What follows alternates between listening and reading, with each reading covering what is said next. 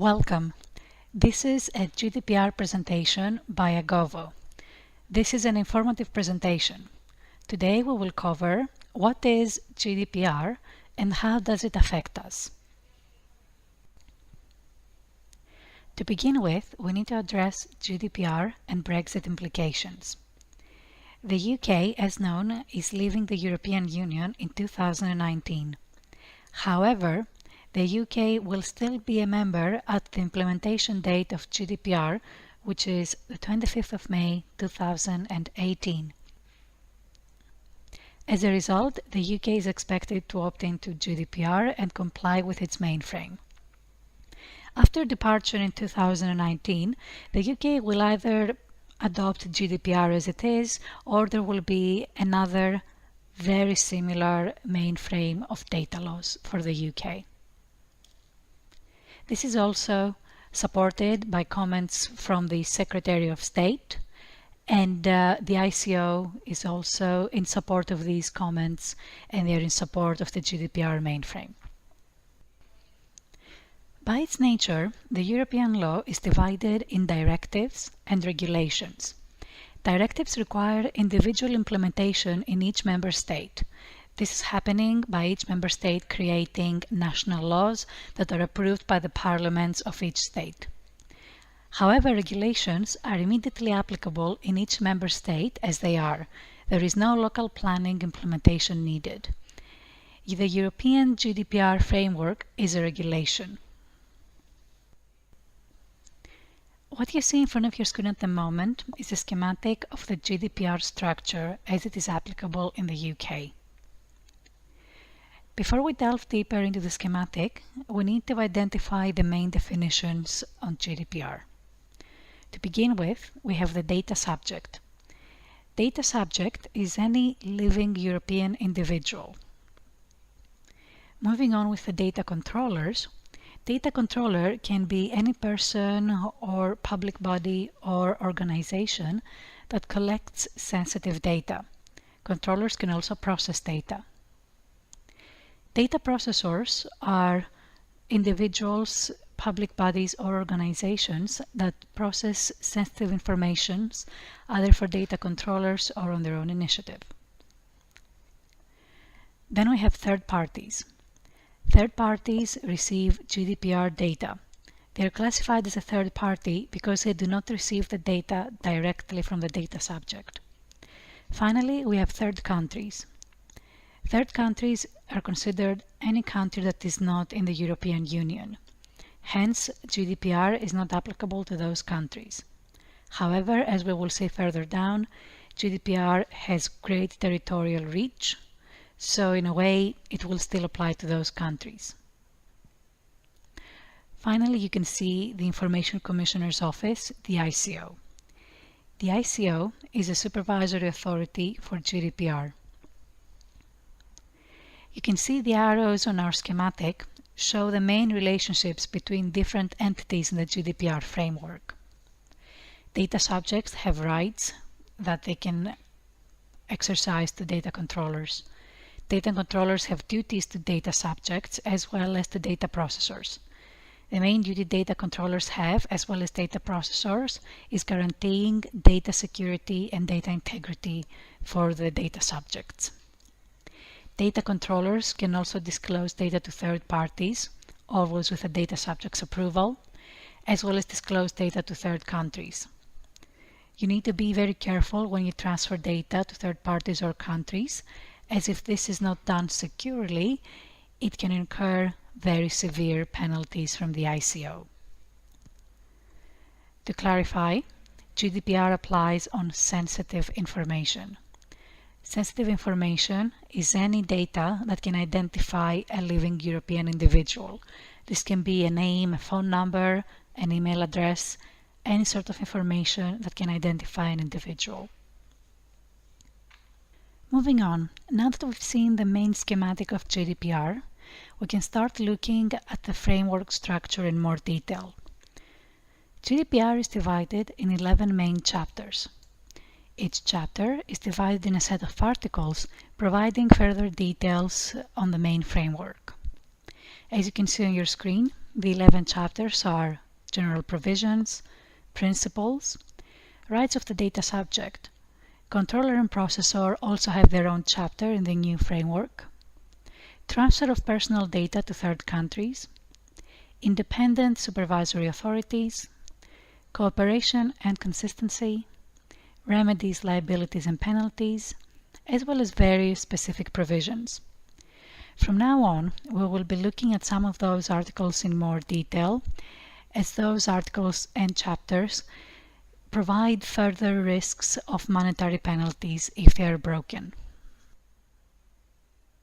To start with, we will be looking at the second chapter of GDPR, referring to the framework principles. Although the principles remain largely the same as the Data Protection Act, non-compliance can incur severe penalties, as those principles form the core of the entire legislation. These principles need to be upheld when processing sensitive data. So, data shall be processed lawfully, fairly, and in a transparent manner. Collection. Data shall be collected for specified, explicit, and legitimate purposes. Adequacy. Data shall be adequate, relevant, and limited to what is necessary. Accuracy. Data shall be accurate and, where necessary, kept up to date. Retention. Data shall be retained only for as long as necessary. Security. Data shall be processed in an appropriate manner to maintain security. As mentioned, non-compliance with the above principles can incur severe monetary penalties. If you are ever in doubt on the processing of your data, the adequacy or the retention policy that you follow with your sensitive data, please always return to the main principles and attempt your best to uphold and comply with the main principles, as these are the items that form the GDPR framework.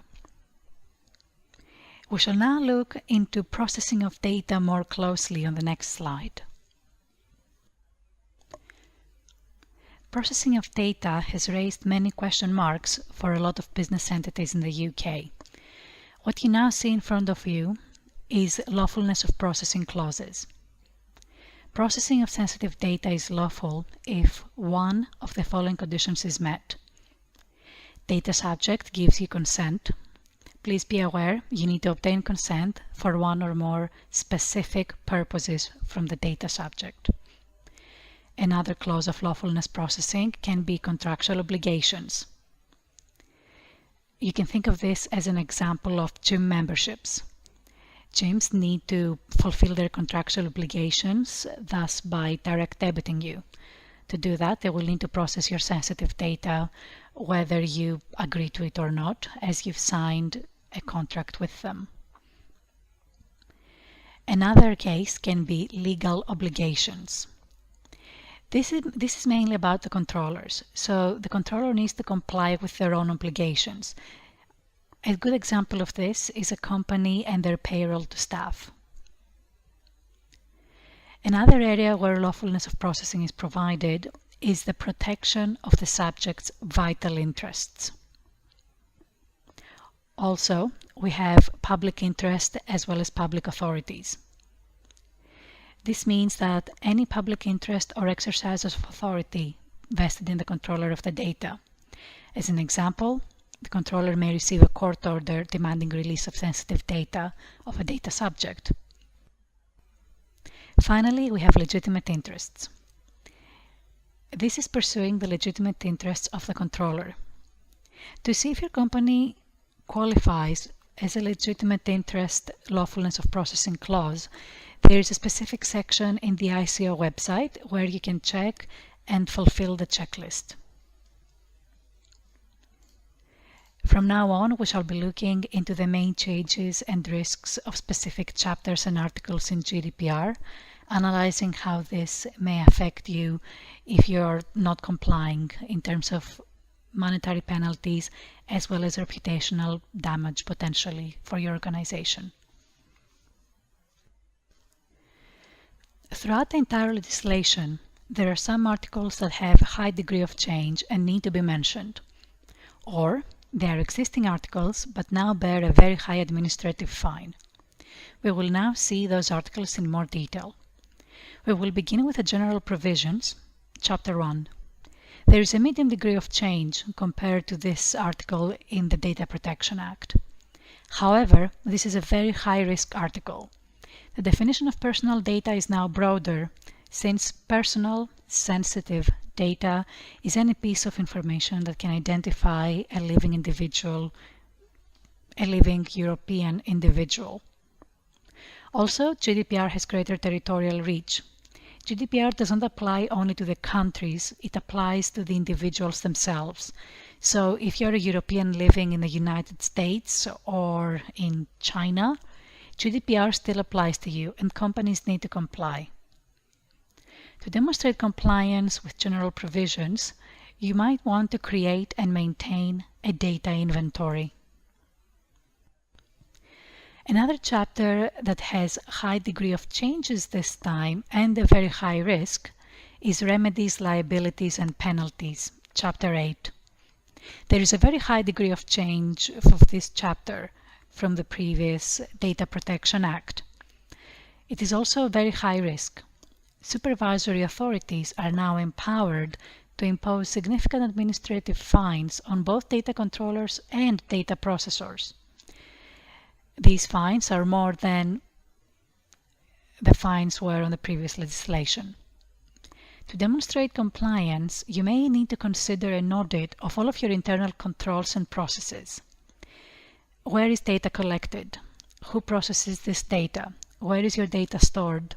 Where is this information going? How long does this information stay on your system? Do you need to remove redundant data from your system? These are some of the questions you need to consider. Also, you may want to review your privacy risks.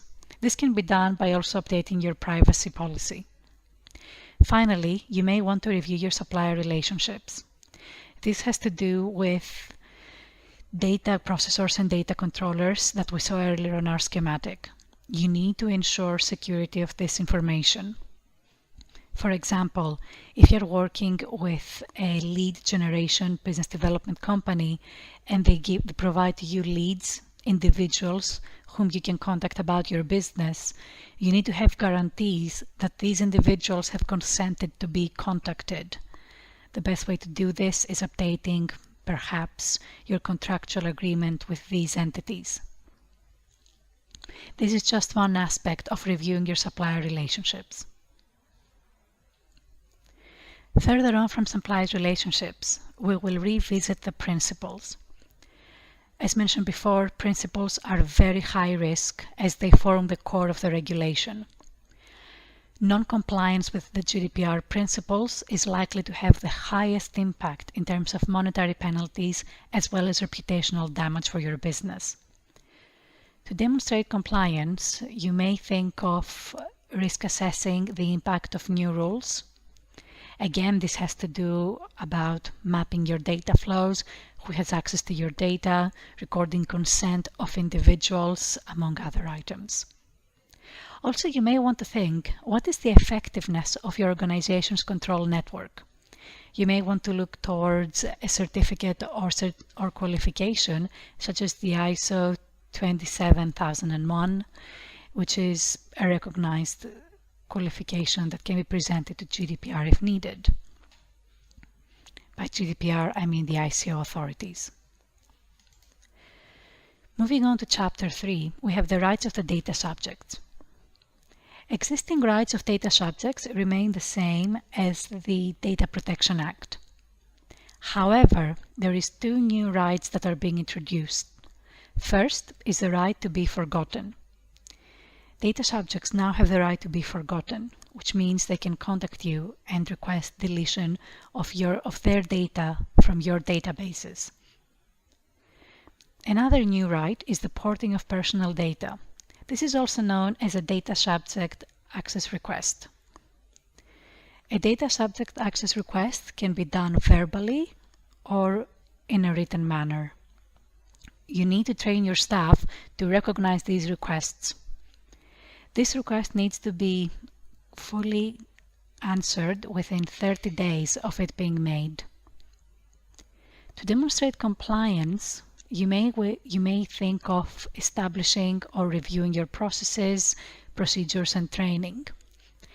A good idea for companies would be to even organize a data awareness day, as this shows that you're cultivating a data protection and a data aware culture in your business. It may not seem like a lot, but this means a lot to the eyes of the ICO, as it can speak volume about your culture as a business and as an organization. Another item businesses will need to pay attention to is the controller and processors chapter. There is a very high degree of change in this area, as controllers and processors did not have their own chapter in the Data Protection Act. Also, this is a very high-risk area, as technical and organizational measures are needed to demonstrate compliance. Besides a revised code of conduct, we have the introduction of data protection impact assessments, as well as the requirement of companies to appoint a data protection officer. More information on the appointments of data protection officers can be found at the ICO website. In general, to demonstrate compliance, you may want to look at your data protection governance and information risk management. Again, same as before, you want to promote training and awareness with your staff. You want to see how you're managing your records currently and whether any changes need to be done. Also, a good idea will be to look at the security of personal data and systems, and again, train your teams to recognize requests for personal data. Finally, you need to review your data sharing. We will cover this shortly. Data sharing and data portability can incur maximum fines as well if there is unencrypted laptops or flash drives lost that contain sensitive data, etc. More information on this will be provided shortly. Transfers of personal data. As mentioned, non-compliance with data transfer provisions is one of the areas for which maximum levels of administrative fines can be imposed by the ICO. There is a low degree of change. This chapter is similar to the Data Protection Act. However, it is very high risk. To demonstrate compliance, supplier contracts with appropriate information and security and privacy clauses. You also need to look at your supplier risk assessment. Another item would be to create binding corporate rules and standards for contract clauses. Finally, you may want to look at an approved certification. More information on what you need to do to be GDPR compliant can be found on the ICO website, as well as a very comprehensive checklist that you can use to help you stay on track and being compliant.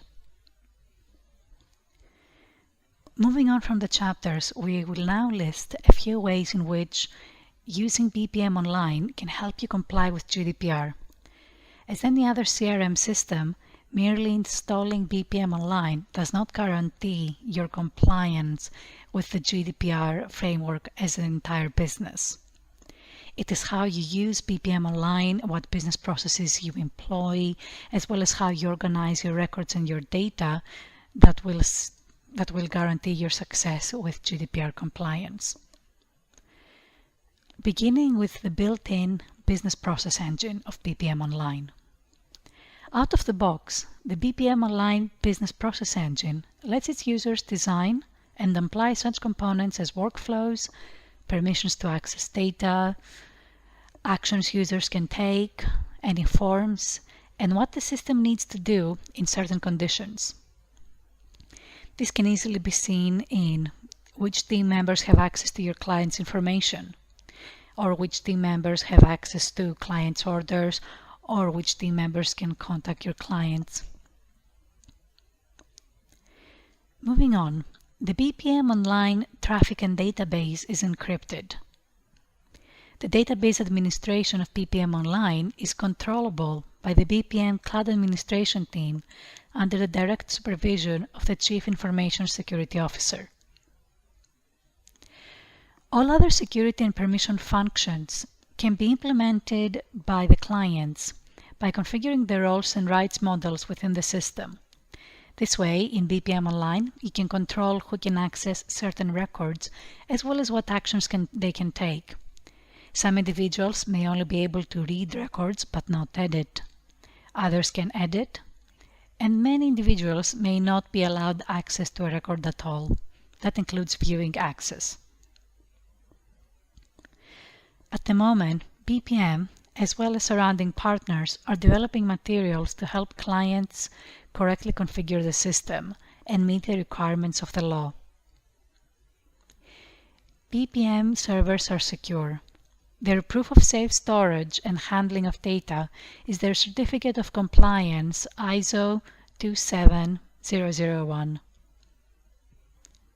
For more information on this, please visit the following page leading you to the official GDPR statement of bpm'online, www.bpm'online.com/GDPR. Other resources where you can find more information on GDPR is the ICO website, where you can obtain the full GDPR legislation as well as advice and checklists to ensure your compliance. As far as bpm'online is concerned, Webrix has released a new GDPR tool on the bpm'online marketplace.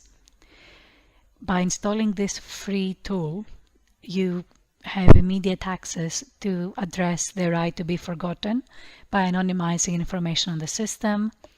You can also address the right to access, meaning you can address any data subject access requests quickly and efficiently. Finally, again, you can visit the main web page of bpm'online to see their statement as well as any other current updates. We are now going to look into more detail how using bpm'online can help you address various GDPR points. The use of bpm'online to implement GDPR addresses all GDPR concerns. Explicit and machine executable processes are mandatory to achieve by design and by default the listed below key points. First, we have compliance. All privacy-related activities and coordination between them can be easily analyzed. For example, you may want to look at your data retention policy. Also, we have accountability. bpm'online can generate audit trails which provide factual and objective information about who did what on the system.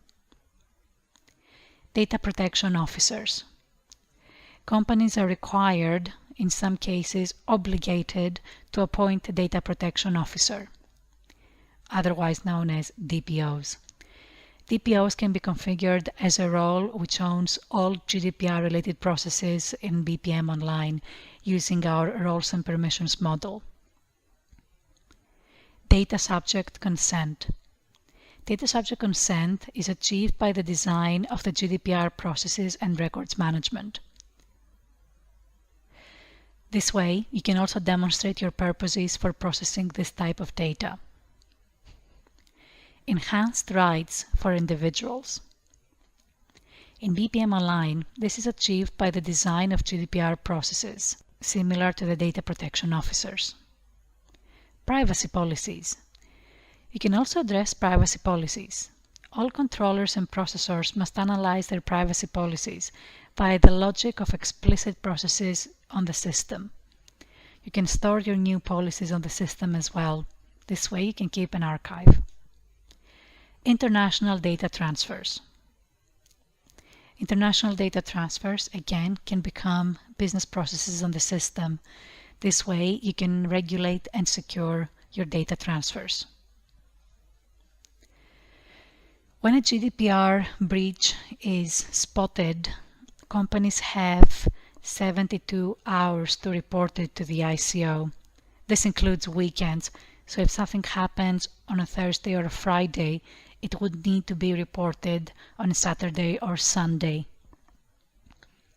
Again, using our current permissions as well as business processes engine, the breach notifications can become an integral part of your business, as well as privacy incidents that can be addressed using GDPR processes. You can design these processes to fit your company's needs and structure. The main ideas to think about here is how does the data enter your systems? Also, as mentioned, you need to store the privacy notices you're using. Also, using bpm'online, you can see quickly which data subject signed up for your marketing communications and when did they sign up. Also, using our UTM protocols, you can figure out quickly and efficiently via which channel data subject has been added onto your marketing campaigns or emailing lists. Finally, we're going to look into email marketing in more detail. We are receiving a lot of questions, and rightly so. Many businesses are very concerned about their email marketing processes. What follows is a small schematic of different email marketing scenarios and what you should do in each one. To begin with, if a data subject has opted out of receiving direct messages from you, do not email the data subject. Communication types. Has the communication type been specifically requested or specified upon opting in? If not, do not email. Emailing outside the UK. If you're sending any email messages outside the UK, please look at the other countries' laws. Generic emails. Are emails you're sending sent to generic email addresses, for example, sales@ or info@? That is absolutely fine. As we've said, GDPR applies only to sensitive data. This means data that can identify a living individual. A sales@ or info@ address does not identify anybody, so you do not need to have GDPR consent to email such addresses. Consent. Can you demonstrate specific and valid consent, including implied consent or via third parties for an individual? If not, do not email these individuals unless they are considered a soft opt-in. More about this shortly. Charities or political organizations. When contacting charities or political organizations, you cannot rely on soft opt-ins. Relevance of communication. Have the recipients bought or discussed buying products or services from you which are similar to the ones you promote? If yes, it is a soft opt-in. If you have not had a relevant communication with an individual for a while, this will also depend on your sales cycle. They may not be considered a soft opt-in anymore for your marketing or communication lists. Communications need to be relevant. Finally, current customers. Current customers and individuals with whom you have a business relationship, rules may be slightly more relaxed there. These data subjects could be considered soft opt-ins, considering they're your customers or they're individuals with whom you're already in relevant communication with. This means people responding to your communications and not you just emailing them, not receiving a response. Finally, this brings us to the end of our presentation. Thank you so much for your time and attention to listening this short webinar today. If there's any questions, please do not hesitate to contact us at support@agovo.co.uk. Thank you very much.